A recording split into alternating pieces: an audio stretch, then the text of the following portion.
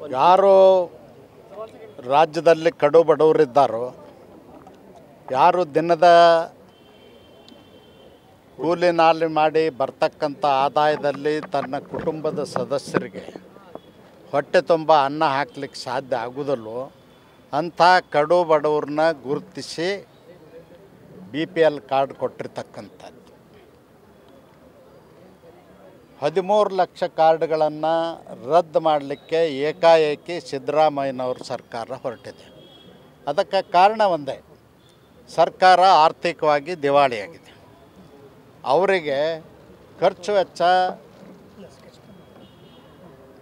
ಮಾಡಲಿಕ್ಕೆ ಸಾಧ್ಯ ಆಗದೇ ಇರೋದ್ರಿಂದ ಸುಳ್ಳು ಆರೋಪಗಳನ್ನ ಮಾಡಿ ಕುಂಟ ನೆಪಗಳನ್ನ ಒಡ್ಡಿ ಇವತ್ತು BPL ಕಾರ್ಡ್ಗಳನ್ನ ರದ್ದು ಮಾಡಲಿಕ್ಕೆ ಹೊರಟಿದ್ದಾರೆ. ಅದನ್ನು ನಾನು ಖಂಡಿಸ್ತೀನಿ. ಯಾವ ಕಾರಣಕ್ಕೂ ಇನ್ಕಮ್ ಟ್ಯಾಕ್ಸ್ ಪೇಯರ್ದು ಸರ್ಕಾರಿ ನೌಕರರು ಎಷ್ಟಿದ್ದಾರೆ ಅವ್ರದ್ದು ರದ್ದು ಮಾಡಿ, ಉಳಿದಂಥ ಯಾವುದೇ ವ್ಯಕ್ತಿಯ ಕಾರ್ಡನ್ನು ರದ್ದು ಮಾಡ್ತಕ್ಕಂಥದ್ದು ಅವೈಜ್ಞಾನಿಕ ಆಗ್ತದೆ. ಮತ್ತು ಬಡವರಿಗೆ ಕೊಟ್ಟಿರ್ತಕ್ಕಂಥದ್ದೇನು ಆಹಾರ ನೀತಿ ಇದೆ ಅದನ್ನು ತಾವು ದುರುಪಯೋಗ ಮಾಡಿಕೊಂಡು ಅಧಿಕಾರ ದುರುಪಯೋಗ ಮಾಡ್ಕೊಳ್ತಾರೆ ಅಂತ ಹೇಳಬೇಕಾಗ್ತದೆ.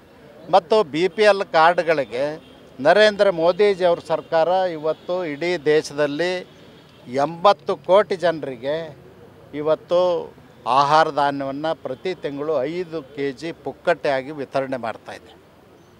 ಇಂಥ ಸಂದರ್ಭದಲ್ಲಿ ಇವತ್ತು ರಾಜ್ಯ ಸರ್ಕಾರ ಹೋಟ್ ಬೇಕಾದಾಗ ಒಂದು ನೀತಿ, ಗೆದ್ದು ವಿಧಾನಸೌಧದಾಗ ಕುರ್ಚಿ ಹಿಡ್ಕೊಂಡ್ಮೇಲೆ ಮತ್ತೊಂದು ನೀತಿ, ಇದು ಸರಿಯಲ್ಲ, ಮಾಡಬಾರ್ದು ಅಂಥೇಳಿ ನಾನು ಒತ್ತಾಯ ಮಾಡ್ತೇನೆ.